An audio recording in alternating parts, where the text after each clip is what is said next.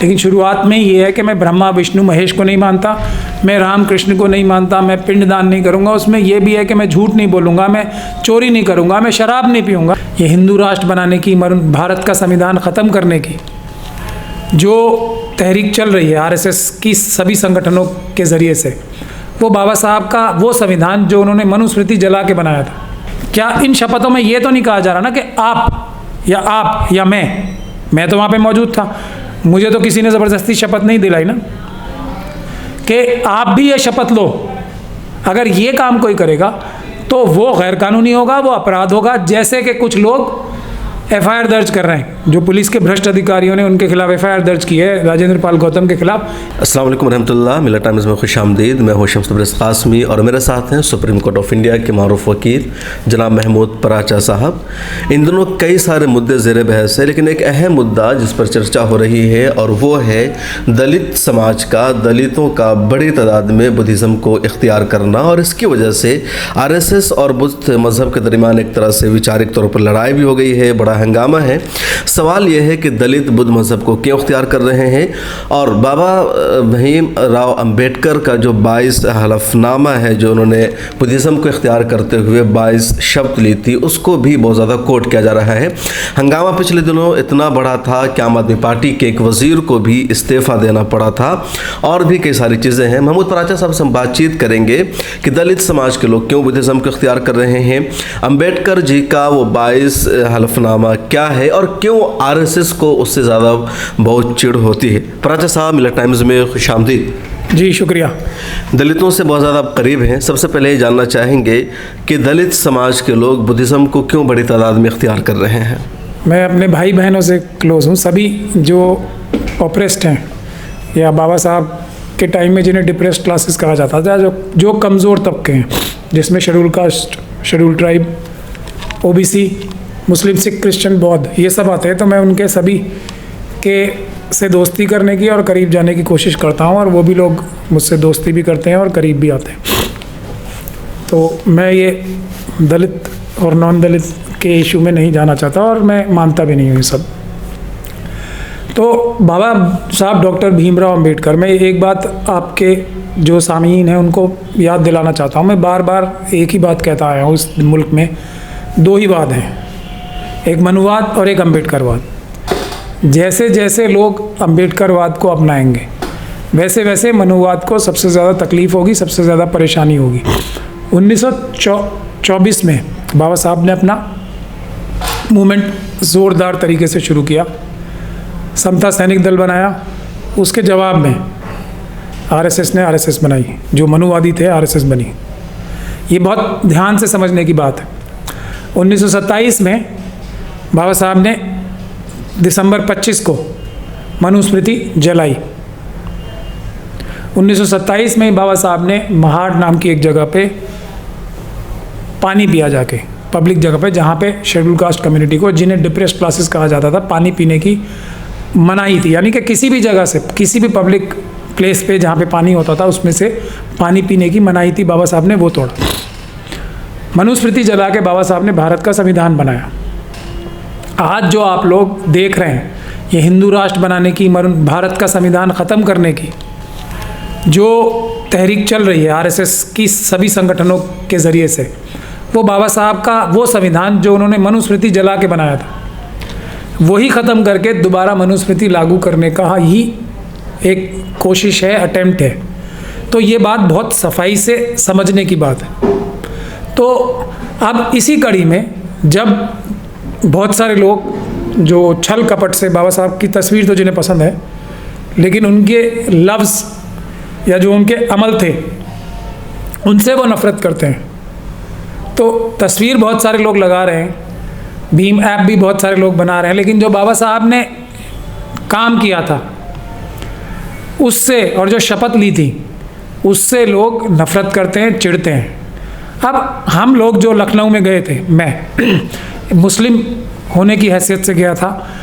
एक बात है कि हम लोगों के बीच में एक ये पैक्ट है कि कभी भी कोई मुसीबत या परेशानी SC ST OBC के ऊपर आती है, दूसरी माइनॉरिटीज़ के ऊपर आती है, तो हम लोग माइनॉरिटी के लोग या मुस्लिम लोग खड़े रहेंगे उनके साथ। और वाइस वर्सा, मतलब हमारे ऊपर कोई परेशानी आएगी तो हमारी आवाज़ वो ज़्यादा मजबूती से उठाएं।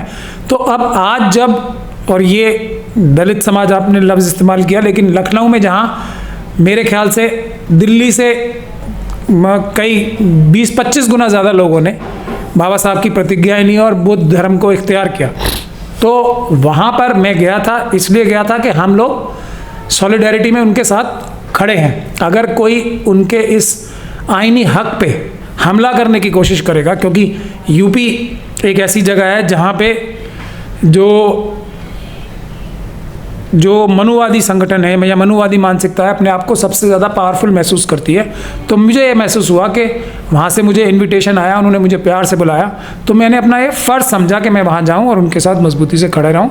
और वहाँ बहुत बड़ी तादाद में, आप लोग अचंभे में रह जाओगे, वीडियो देखो आप, वहाँ पे ने 22 प्रतिज्ञाएँ ली और सारा प्रोग्राम हुआ पीसफुली। अब जगह जगह ये 22 प्रतिज्ञाएँ ली जाएंगी। अब इसमें मैं संविधानिक एक कानूनी बात और बता दूं, उसके बाद आप दूसरा सवाल अगर पूछना चाहें तो कानूनी बात इसमें यह है कि भारत का संविधान किसी भी इंसान को ये आज़ादी देता है कि वो किसी भी धर्म को माने या ना माने। जैसे कोई ऐसा शख्स हो सकता है जो ये कहे कि मैं इस्लाम धर्म को नहीं मानता, अल्लाह को नहीं मानता, रसूल खुदा को नहीं मानता, बिल्कुल आज़ादी है भारत के संविधान में, कह सकता है। कोई ये कह सकता है कि मैं क्रिश्चियन धर्म को नहीं मानता, सिख धर्म को नहीं मानता, बौद्ध धर्म को नहीं मानता, इसमें कोई बुराई नहीं है। उसी तरीके से बुद्ध धर्म के मानने वालों ने अपनी बात कही कि हम इस धर्म को नहीं मानते, तो किसी को परेशानी नहीं होनी चाहिए, किसी को ज़ोर ज़बरदस्ती करना कि नहीं आप हमारे धर्म को मानोगे। क्या इन शपथों में ये तो नहीं कहा जा रहा ना कि आप या मैं तो वहाँ पे मौजूद था, मुझे तो किसी ने ज़बरदस्ती शपथ नहीं दिलाई ना कि आप भी ये शपथ लो। अगर ये काम कोई करेगा तो वो गैर कानूनी होगा, वो अपराध होगा। जैसे कि कुछ लोग एफआईआर दर्ज कर रहे हैं, जो पुलिस के भ्रष्ट अधिकारियों ने उनके खिलाफ एफआईआर दर्ज की है राजेंद्र पाल गौतम के खिलाफ, ये अपराध है। उनका वो प्रतिज्ञा लेना अपराध नहीं है, कानून में इसकी पूरी इजाज़त है, गुंजाइश है और इसके लिए पूरी प्रोविजंस दे रखे हैं संविधान में अपने आप। राजा साहब, आपने कहा कि 22 प्रतिक्रियाएं लोगों ने ली है। 22 प्रतिज्ञाएं, 22 प्रतिक्रियाएं, शपथ, यानी कि शपथ। तो वो 22 शपथ क्या है जिसको बाबा साहब भीम अम्बेडकर ने सबसे पहले लिया था, और जब भी कोई दलित समाज का बुद्धिज़्म को इख्तियार करता है तो उसी को वो नकल करता है, वो क्या है? वो आप लोग खुद पढ़ लें। वो ये प्रतिज्ञाएं बाबा साहब ने जो 1954 में ली थी, वो ये हैं कि अब पूरी तो मुझे याद नहीं है, मैं पढ़ के ही बता सकता हूँ, लेकिन शुरुआत में ये है कि मैं ब्रह्मा विष्णु महेश को नहीं मानता, मैं राम कृष्ण को नहीं मानता, मैं पिंडदान नहीं करूँगा। उसमें यह भी है कि मैं झूठ नहीं बोलूँगा, मैं चोरी नहीं करूँगा, मैं शराब नहीं पीऊँगा। तो ये इस प्रकार की, मैं इंसाफ करूँगा सबके साथ, ये सब प्रतिज्ञाएँ हैं। तो ये इख्तियार सबको है। जैसे मनुस्मृति के मानने वालों को ये इख्तियार है या मनुवाद को मानने वालों को ये इख्तियार है, पूरा इख्तियार है भारत के संविधान में, किसी को कोई ऑब्जेक्शन नहीं होनी चाहिए। वो ये कहें कि मैं अल्लाह को नहीं मानता, मैं रसूल खुदा मोहम्मद को नहीं मानता, ये मनुवादियों को पूरी इजाज़त है हमारे संविधान, बिल्कुल इजाज़त है। राजा साहब, आरएसएस को क्यों प्रॉब्लम होती है? जब दिल्ली में प्रोग्राम हुआ था जिसमें राजेंद्र पाल गौतम थे और कई सारे लोग, तो बड़ा हंगामा हुआ कि इस तरह का प्रोग्राम नहीं होना चाहिए या ब्राह्मणों के खिलाफ एक तरह से साजिश रची जा रही है। देखिए, जो मनुवादी मानसिकता है उसकी दुश्मनी, असली दुश्मनी तो जिन्हें वो शूद्र या अवर्ण कहते हैं उनसे है ना, क्योंकि वो 85% हैं उनकी अपनी कम्युनिटी जिसको वो अपना कहते हैं। हालांकि ये भी कहा जाता है कि ये एक ही धर्म है जो अपने धर्म के मानने वालों को ही खुद ही मारता है या निज़ाम के तरीके से मानता, मतलब निज़ाम ही ये है कि बाकी किसी का हक नहीं होगा, सिर्फ ब्राह्मणों का हक होगा, क्षत्रियों का हक होगा और जो वैश्य हैं उनका ही हक होगा। ये एक किस्म का धर्म है। तो उसकी वजह से अब आप देखिए कि अगर जो लोग मंदिरों में जाने से रोके जा रहे हैं, जो घोड़ी पे चढ़ने से रोके जा रहे हैं, जो पानी पीने से, एक ही स्कूल में एक घड़े में पानी पीने से रोके जा रहे हैं, जिनके ऊपर रास्ते पे चलने में पिटाई हो रही है, जिनकी रिजर्वेशन छीनी जा रही है, जो रिजर्वेशन संवैधानिक अधिकार है उनका वो छीनी जा रही है, प्राइवेटाइजेशन करके उनकी सारी सरकारी नौकरियां भी छीनी जा रही हैं, उनका हर तरीके से शोषण हो रहा है। तो वो लोगों को ज़बरदस्ती 2 तरीके से ही अपने से बांध के रखा जा सकता है, एक तो डंडे से सरकारी या लालच से। तो डंडा तो दिखाई रहे हैं कि हम मारेंगे, पीटेंगे, ये करेंगे, वो करेंगे, तुम्हें खुल के सांस भी नहीं लेने देंगे और फिर भी तुम हमारे नीचे और हमारे साथ रहो, तो कौन रहेगा? तो अगर ये दूसरा है सरकारी दबाव बना के, दूसरा ये था कि जी हम जो रिजर्वेशन है, रिजर्वेशन की फैसिलिटीज़ हैं सारी, वो तुमसे छीन ली जाएंगी, तो तुम इसी धर्म में रहो। यही एक मॉडल है जो हम लोगों की समझ में आता है या किसी भी बुद्धिजीवी की समझ में आएगा। ये तो नहीं है ना कि हमारा धर्म जो है इतना अच्छा है कि आओ आप मंदिर में आओ, हम आपको मंदिर का हेड बनाएंगे, ऐसा तो नहीं है ना। दूसरे धर्मों में ऐसा है, मैं इस्लाम का तो एग्जाम्पल नहीं देना चाहूँगा, नहीं तो, लेकिन क्रिश्चियनिटी में भी या सिख धर्म में भी बहुत सारे अपवाद तो हैं, लेकिन क्रिश्चियनिटी में भी शेड्यूल कास्ट कम्युनिटी के अभी के एक व्यक्ति को कार्डिनल बनाया गया रोम में जा। तो बाकी सब धर्मों में तो ऐसा है। इस्लाम का एग्जाम्पल नहीं दोगा मतलब? वो ये आएगा ना कि मैं बायस्ड हूँ, क्योंकि मैं खुद मुसलमान हूँ तो मैं अपने मज़हब की ज़्यादा तारीफ़ करना चाहता हूँ, इसलिए एग्जाम्पल नहीं देना चाह रहा कि अपने बारे में अपने मुंह से अपनी तारीफ़ करना तो मुनासिब नहीं होता। इसलिए साहब, ये जो लोग बुद्धिज़्म को इख्तियार कर रहे हैं, तो क्योंकि हिंदू धर्म के लोगों का कहना है कि जो बुद्धिज़्म है, जैन मत है, सिख मत है, ये सारे धर्म हिंदू धर्म से ही निकले हुए हैं। अगर कोई दलित समाज का बुद्धिज़्म को इख्तियार करता है तो वो हिंदू ही है, और एक तरह से हिंदू कम्युनिटी उनको भी हिंदू ही मानती है। तो ये बड़ी खुशी की बात है। फिर अपोजिशन क्यों कर रहे हैं? मतलब ये भी झूठ है ना, ये भी छल कपट छलावा है ना ये भी। लेकिन इसकी एक दूसरी वजह भी है, मैं उस पर बाद में आऊँगा। तो फिर तो इनको ऑब्जेक्शन ही नहीं होने चाहिए। इसीलिए बाबा साहब ने ये प्रतिज्ञाएं ली हैं। बाबा साहब बहुत ही दूरदर्शी, यानी कि बहुत लंबी सोच वाले इंसान थे। तो शुरू में ही लिखा हुआ है ना, जो प्रतिज्ञा हैं वो आप लोग ध्यान से पढ़ लें। तो और 19वीं प्रतिज्ञा ये है कि मैं हिंदू धर्म को छोड़कर बौद्ध धर्म इख्तियार कर रहा हूँ। तो फिर प्रतिज्ञा में ये लिखा हुआ है, तो जो लोग बाबा साहब को मानने वाले हैं वो हिंदू धर्म छोड़ के बुद्ध धर्म इख्तियार कर रहे हैं। तो फिर भी वो उनको हिंदू मानना चाहते हैं, तो बड़ी खुशी की बात है। वो तो वक्तन फ़वक्तन ये भी कहते हैं ना कि मुस्लिम भी हिंदू ही हैं। जब उनको सूट करता है या किसी को बेवकूफ़ बनाने की बात होती है तो वो तो मुसलमानों को भी कहते हैं ना, कहते हैं कि नहीं कहते? तो ये एक सब छल कपट छलावा है। भारत के संविधान में जो लिखा है वही होगा, किसी की कोई पर्सनल बात चलने वाली नहीं है। तो सबसे बड़ी बात यह है कि डर ये है कि अगर ये ट्रेंड शुरू हो गया तो 85% में से एक भी व्यक्ति ऐसा नहीं होगा जो बुद्ध धर्म की तरफ आगे ना बढ़ जाए या हिंदू धर्म छोड़ के दूसरे धर्मों की तरफ आगे ना बढ़ जाए। ये उनको सबसे बड़ा खतरा है, इसीलिए वो बुद्ध धर्म से सबसे बड़ा खतरा मानते हैं आज के हालात के हिसाब से। प्रज्ञा साहब, आम लोगों का मानना है कि जो दलित है बड़ी तादाद में इस्लाम कबूल करना चाहते हैं, लेकिन इस्लाम कबूल करने की सूरत में उनको जो रिजर्वेशन मिला हुआ होता है SC ST होने की बुनियाद पर, वो रिजर्वेशन की सूरत उनको नहीं मिलती है, बुद्धिज़्म की शक्ल में मिलती है या दूसरे मज़ाहिब को इख्तियार करने में। इस वजह से वो लोग इस्लाम कबूल नहीं करते हैं। तो आपको क्या लगता है, कानून उनको ऐसा करने से क्यों रोकता है, और क्यों इस तरह के शिक कानून में शामिल है कि आप शेड्यूल कास्ट हैं लेकिन मुसलमान हैं तो रिजर्वेशन नहीं मिलेगा, शेड्यूल कास्ट हैं और दूसरे मज़ाहिब को मानते हैं तो आपको रिजर्वेशन मिलेगा? पहले मैं आपको ये बता दूं कि बड़ी तादाद में OBC के लोग, और जो लखनऊ का प्रोग्राम हुआ था उसमें से 65 से 70% लोग OBC समाज के थे जिन्होंने बुद्ध धर्म इख्तियार किया। तो ये नहीं है कि सिर्फ शेड्यूल कास्ट और शेड्यूल ट्राइब के लोग ही इख्तियार करते हैं, OBC के लोग बड़ी तादाद में कर रहे हैं। ये उनको सबसे बड़ा खतरा है, जिसकी वजह से RSS में इतनी बड़ी और मनुवाद में इतनी बड़ी छटपटाहट है। दूसरी बात यह है कि बुनियादी वजह समझिए आप, एक सिस्टम ऐसा है जहां आपको मंदिर में, मैंने अभी आपको गिनवाई वो सब चीज़ें, तो वहां छटपटाहट है। इंसान की ये एक बुनियादी फितरत है कि वो बराबरी और इंसाफ की तरफ जाना चाहता है और नाइंसाफ़ी और जुल्म से निकलना चाहता है, बचना चाहता है। तो जिस जगह अपने आप को वो मनुवादी मानसिकता में घिरा पाते हैं, और वो 85% लोग हैं, SC ST और OBC सब हैं, वो अपने आप को, जो ये एक सिचुएशन है जिसमें उनको छोटा समझा जाता है, जिसमें उनको गुलाम समझा जाता है, जिनमें उनके साथ ज़्यादती होती हैं, तो वहाँ छटपटाहट है, वो निकल के भागना चाहते हैं, कोई भी भागना चाहेगा। तो वो बुनियादी वजह वो है। अब वहाँ से निकल के जहाँ भी उन्हें कोई भी जगह ऐसी मिलती है जहाँ उनको इंसाफ और बराबरी का वादा है तो वहाँ वो जाते हैं। जब बड़ी तादाद में इस्लाम धर्म की तरफ आए वो भी यही वजह थी। आज बुद्ध धर्म की तरफ जो जा रहे हैं बड़ी तादाद में, उसकी भी वजह बुनियादी वो है।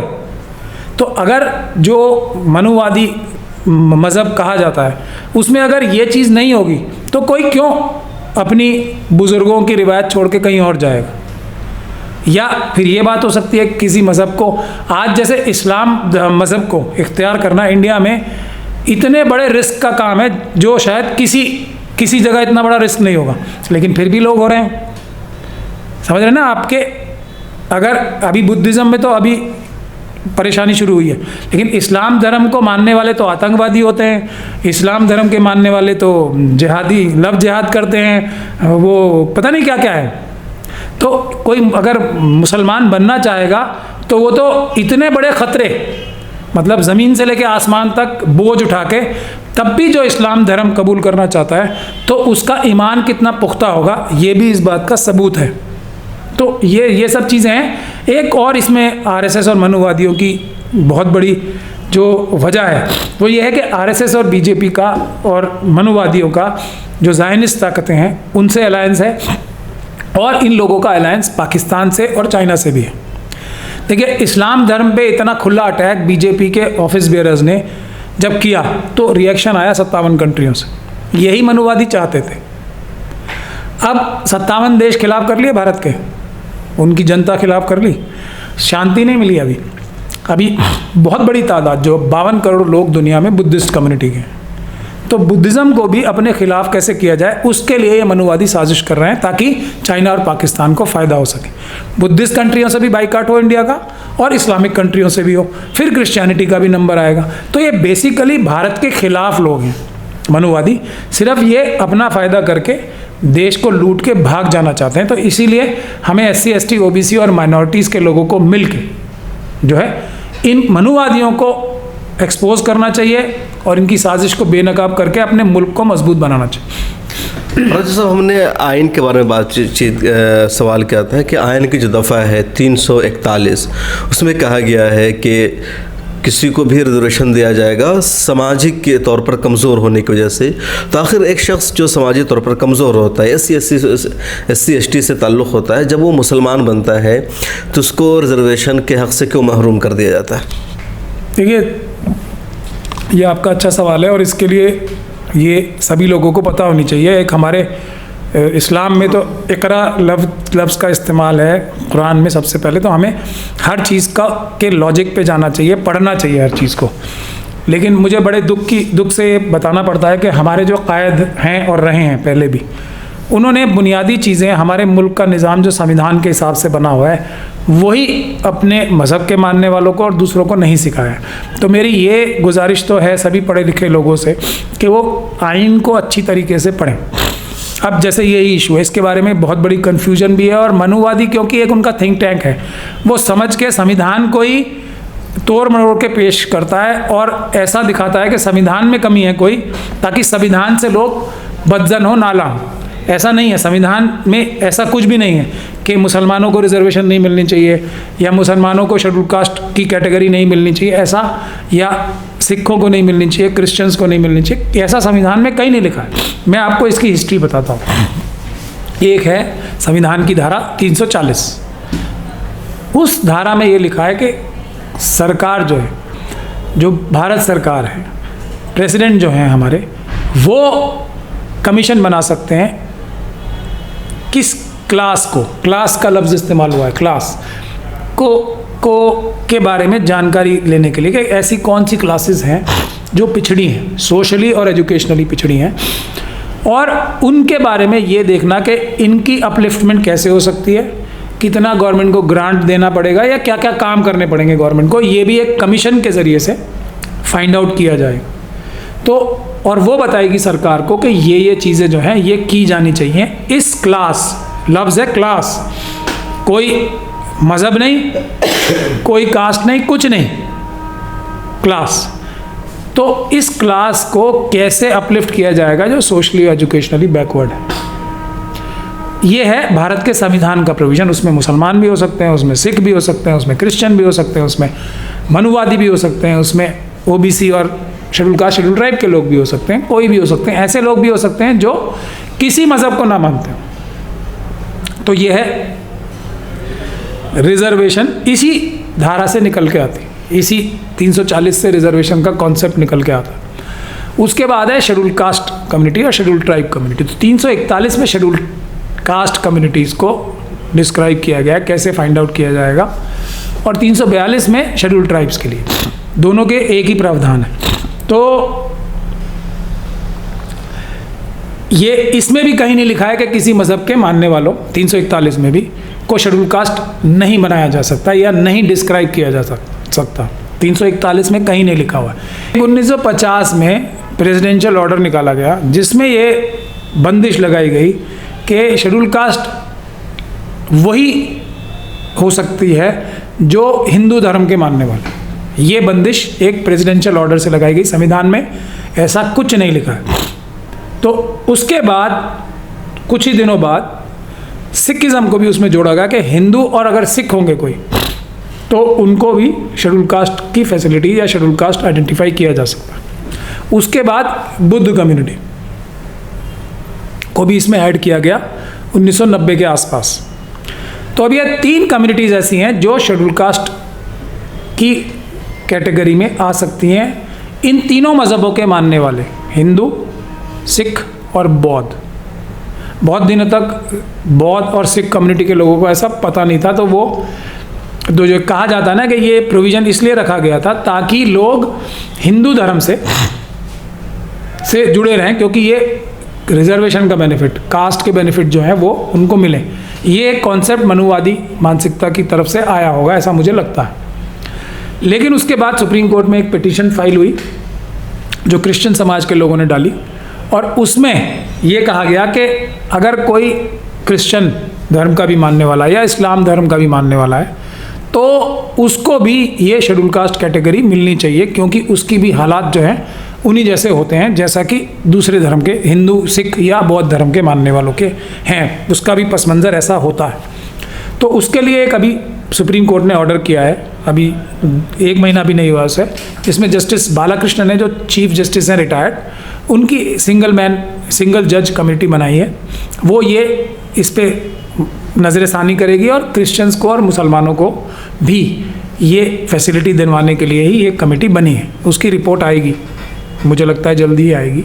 मगर यहाँ एक और कैच है और उसको समझना बहुत ज़रूरी है। और हमारे प्रधानमंत्री साहब ने जो अभी पसमानदा का जो लफ्ज़ इस्तेमाल किया है, तो इस्लाम, जो मेरी समझ है, जो भी मुसलमान पसमानदा की बात सोच भी लेता है वो मेरे ख्याल से मुसलमान नहीं होता, उसका ईमान पक्का नहीं है।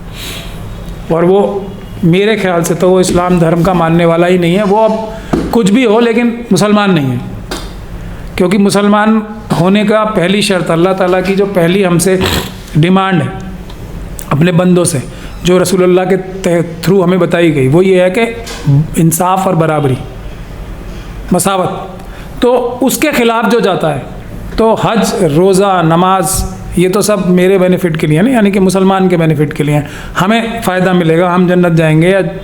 अल्लाह ताला की जो डिमांड है हमसे वो इंसाफ और बराबरी के लिए जिहाद करने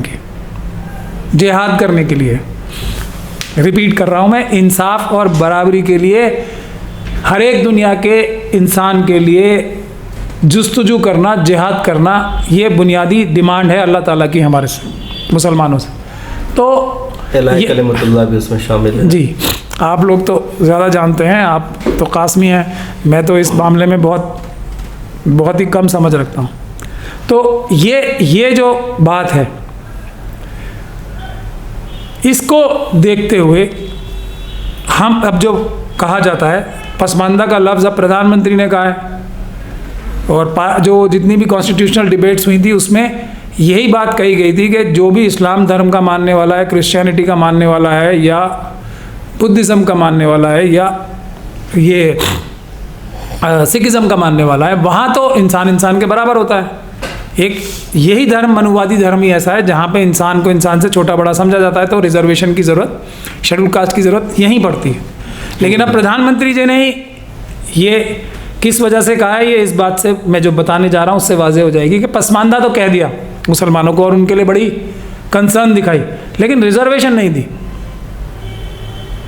तो अगर पसमानदा हो सकते हैं मुसलमान तो फिर ऑटोमेटिक उनको रिजर्वेशन मिलनी चाहिए ना सबको, वो दे दें।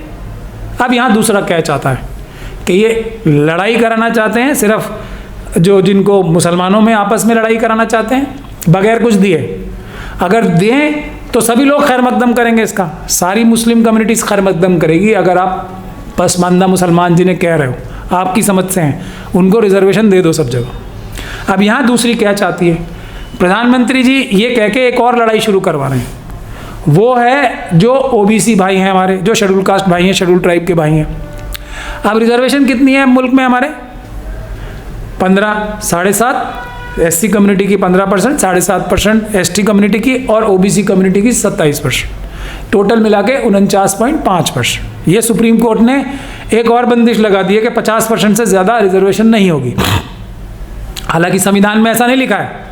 संविधान की मूलभूत भावना, जो बुनियादी भावना, वो ये है कि 100% रिजर्वेशन होनी चाहिए। हर एक इंसान को एक वोट देके बराबर का हक दिया जो गया। इसका मतलब यह है कि संविधान ये चाहता है कि मुल्क का हर एक बाशिंदा बराबर का मालिक है और उसको मुल्क के सारे वसाइल का बराबर का हिस्सा मिलना चाहिए। तो ये 100% रिजर्वेशन की बात है। रिजर्वेशन हो जाएगा तो कहाँ बराबर का हकदार होगा? एक शख्स वोट देगा लेकिन रिजर्वेशन की वजह से महरूम रह जाएगा क्योंकि जनरल कैटेगरी से आता है। नहीं, यही मैं बता रहा हूँ ना आपको, जो सो कॉल्ड जनरल कैटेगरी बोलते हैं ना अपने आप को, उनका हक जो है ना, जो ब्राह्मण कम्युनिटी 3% आती है, जब हम लोगों की सरकारें आएंगी SC ST OBC की, तो हम दरवाज़ा नॉक करके 3% या 2.5% जो भी है उनके घर में दे के आएंगे खुद। ऐसा नहीं कि जो हमारे 85% और 90% का हक है वो मार के सब खा जाएं अपने आप, ऐसा नहीं करेंगे हम। 3% हक उनको तश्तरी में बाकायदा वर्क लगा के उनके घरों में पेश करके आएंगे जब हम लोगों की सरकारें आएंगी। ये है जनरल कैटेगरी का हक जो है, वो ज़्यादा से ज़्यादा 12 या 13% आता है, वो उनको मिलना ही चाहिए। ये है 100% रिजर्वेशन का मतलब। लेकिन बाकी जो 87% हक है वो SC ST OBC और माइनॉरिटीज़ को उनकी तादाद के हिसाब से उसी मकदार में मिलना चाहिए। ये है कॉन्स्टिट्यूशन वो। लेकिन सुप्रीम कोर्ट ने, चलिए वापस उस बात पे आते हैं, 50% का कैप लगा दिया इंदिरा साहनी की जजमेंट से।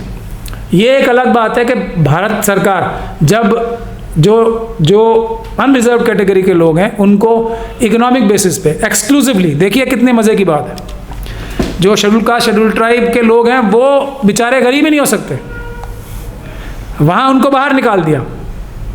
EWS कैटेगरी का 10% बढ़ा दिया और सुप्रीम कोर्ट ने कुछ नहीं किया, तो 60% हो गया। तो अब लेकिन बाकी सब के लिए 50% का कैप है। OBC की तादाद जो है, अगर मुस्लिम OBC को हटा दिया जाए तो 40% है देश में, तो वहाँ उन्हें 27.5% मिलेगा। और अगर वैसे मान लिया जाए तो 52% है मुस्लिम्स मिला के, पर उन्हें 27% मिलेगा। यहाँ पे जो 10% ही हैं उसमें से भी उनको पूरा का पूरा मिल जाएगा। और शेड्यूल कास्ट और शेड्यूल ट्राइब को ये बोल दिया जाएगा, OBC को ये बोल दिया जाएगा कि आप गरीब ही नहीं होते। तो ये इस तरह की बेईमानी और धोखेबाजी चल रही है। तो इसमें कैच क्या है? अब लड़ाई होगी इसलिए कि टोटल 49.5% है। अगर मुस्लिम कम्युनिटी के लोग, क्रिश्चियन कम्युनिटी के लोग भी इसमें रिजर्व कैटेगरी में आने की कोशिश करेंगे, एजिटेशन चलाते हैं, तो उन लोगों को ये डर लगेगा जो ऑलरेडी रिजर्वेशन पा रहे हैं, ख़ासतौर पे शेड्यूल कास्ट और शेड्यूल ट्राइब के, ये हमारे 15% में और लोग आ जाएंगे तो हमारा हक कम हो जाएगा। देखिए शरारत देख रहे हैं आप। और ट्राइबल लोग ये सोचेंगे कि हमारे अंदर आ जाएंगे, हमारा हक ले लेंगे। तो इसका सलूशन क्या है? मुस्लिम कम्युनिटी को और क्रिश्चियन कम्युनिटी को पहले ये कहना चाहिए कि हम शेड्यूल कास्ट कम्युनिटी के हैं, लेकिन जितनी हमारी संख्या है शेड्यूल कास्ट की, उसके हिसाब से रिजर्वेशन में परसेंटेज बढ़नी चाहिए, उनके हक में नहीं जाना चाहिए। जो कि आज शेड्यूल कास्ट कम्युनिटी की जो पॉपुलेशन है 15% से कहीं ज़्यादा है, शेड्यूल ट्राइब की भी कहीं ज़्यादा है, उनका तो पहले ही हकमारी हो रही है। तो साथ के साथ ये एजिटेशन होगा, तभी इनकी जो RSS की चालें होती हैं ना, मनुवादियों की और जायनिस्ट की, एक के बाद 3-4 चालें उनकी लाइन से होती हैं। तो हमें 5वां कदम सोच के 5वीं चाल चलनी पड़ेगी शतरंज के बिसात पे, जब ही हम इनकी हर साजिश को नाकाम कर सकते हैं। अगर नीजर रिएक्शन जो होते हैं ना, एकदम जज्बाती रिएक्शन जो होते हैं, उससे हमेशा नुकसान होता है। तो रिजर्वेशन मुसलमानों को और क्रिश्चियंस को चाहिए, लेकिन अब उसी मिकदार में परसेंटेज बढ़नी चाहिए 15 से और 7.5 से। ये एजिटेशन हमारा होना चाहिए, मजबूती से होना चाहिए, हम सब साथ हैं। बहुत शुक्रिया। तो हमारे साथ थे एडवोकेट महमूद पराचा साहब, जिनसे कई मुद्दों पर ख़ास तौर पर बातचीत हुई और ख़ास तौर पर उन्होंने आर्टिकल 340-41 की दफ़ा का मतलब समझाया कि इसमें क्या है, और बाद में प्रेसिडेंटल ऑर्डर के ज़रिए उसको ख़ास कर दिया गया हिंदुओं के लिए और कहा गया कि मुसलमानों में ज़ात पात का निज़ाम नहीं है। हिंदू एक ऐसा धर्म है जहाँ ज़ात पात का निज़ाम है, पैदाइश के वक्त ही तय कर दिया जाता है कि कौन बैकवर्ड है और कौन फॉरवर्ड है, इसलिए वहाँ रिजर्वेशन रखा गया है। इनका भी कहना है कि इन दिनों जो मुसलमानों में एक बहस चली हुई है अरजाल अशराफ की या पसमादा और अशराफ की, तो उसका मकसद मुसलमानों के पसमादा तबकात को दलितों के साथ आपस में लड़ाना, उलझाना है और मुसलमानों को हक देना मकसद नहीं है। आप इस बारे में क्या सोचते हैं कमेंट सेक्शन में ज़रूर लिखेगा। कैमरामैन मोहम्मद तमन्ना के साथ शम्स तबरेज़ कासमी, मिल्लत टाइम्स। मिल्लत टाइम्स को आपकी ज़रूरत है, हमारी आप माली मदद करें।